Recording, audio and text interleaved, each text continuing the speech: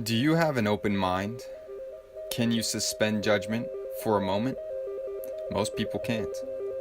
But what if your job depends on it? What if the freedom to hug people depends on it?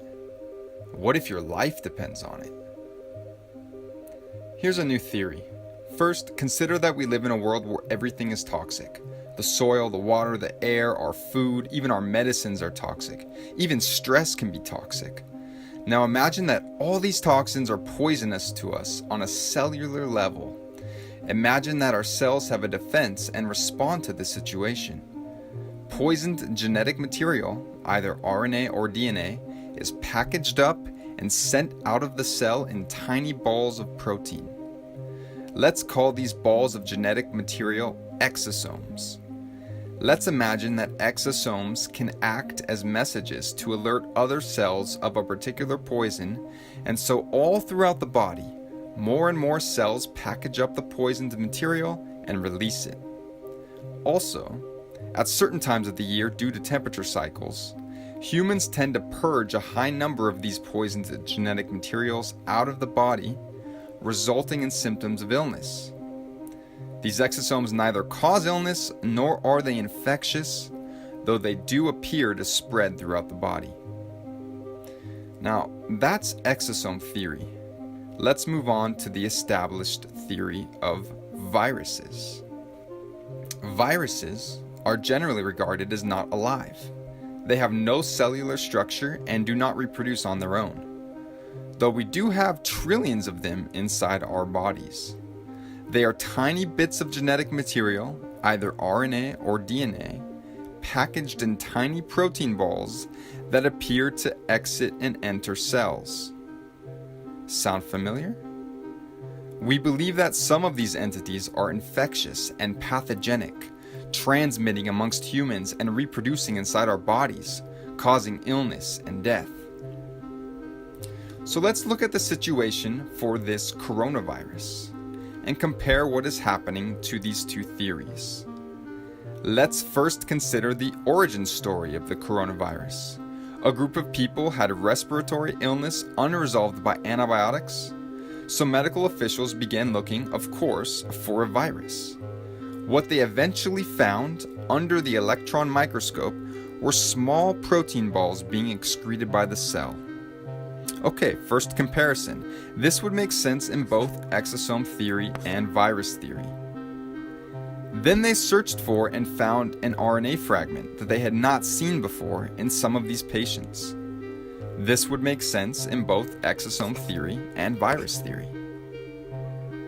Now, they did not prove that they could infect somebody or an animal with a purified form of this so-called virus.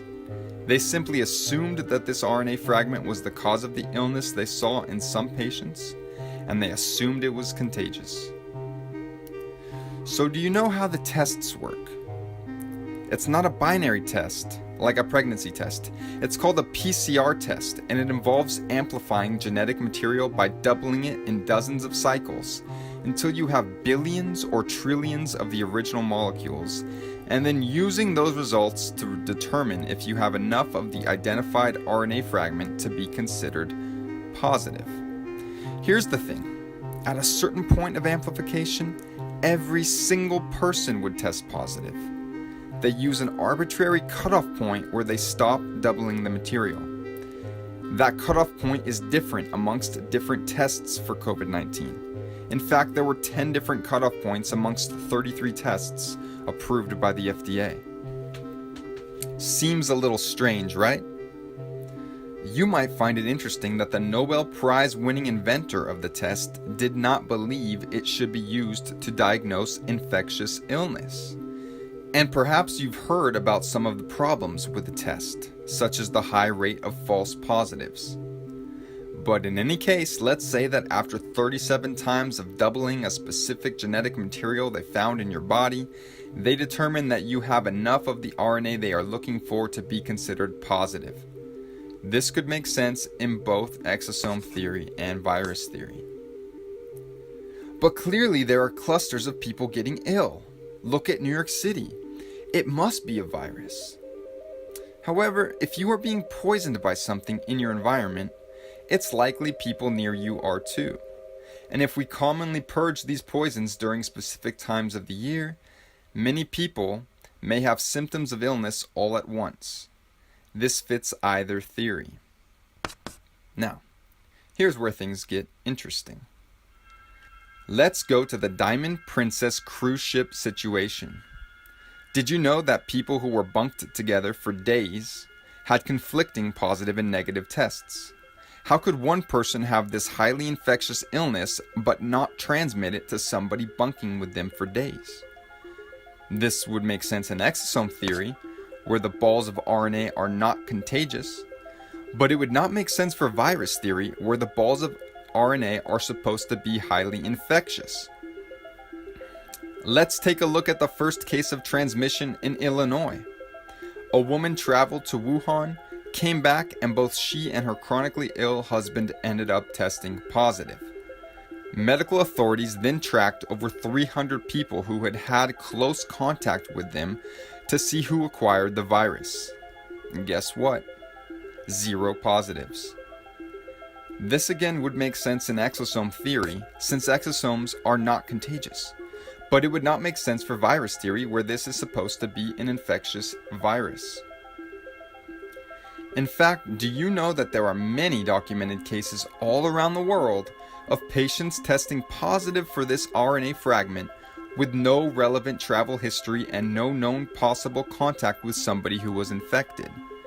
These were people in the middle of nowhere, early on in this whole crisis, who suddenly were testing positive. This would make sense, again, in exosome theory, where the RNA is being produced as an immune response within our cells. But it would not make sense for virus theory, where you are supposed to have had contact with somebody with the virus. What about the high levels of people testing positive who don't get sick? In fact, 80% of people testing positive are either asymptomatic or have slight cold symptoms. Why? This would make sense in exosome theory, since the RNA fragments are not the cause of the illness. But it would not make sense for virus theory, where this virus is supposed to cause the illness. Things get even stranger. Did you know that some people go from testing positive to testing negative to testing positive again in a matter of days? That would make sense for exosome theory, where perhaps the cells are simply releasing more or less of these exosomes depending on certain conditions. But it doesn't make sense in virus theory, where you are supposedly infected until you have rid yourself of the virus. So which of these theories seems more likely to you? What if you heard that there are virologists who believe that viruses are actually exosomes? What if I told you that doctors and other scientific experts also believe this? Ultimately, regardless of which theory you believe in at this point, the established infectious virus theory or the emerging theory of exosomes, how confident are you in the PCR test?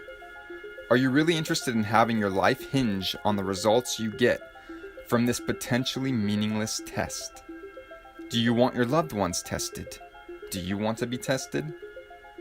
Or shall we perhaps refuse the test?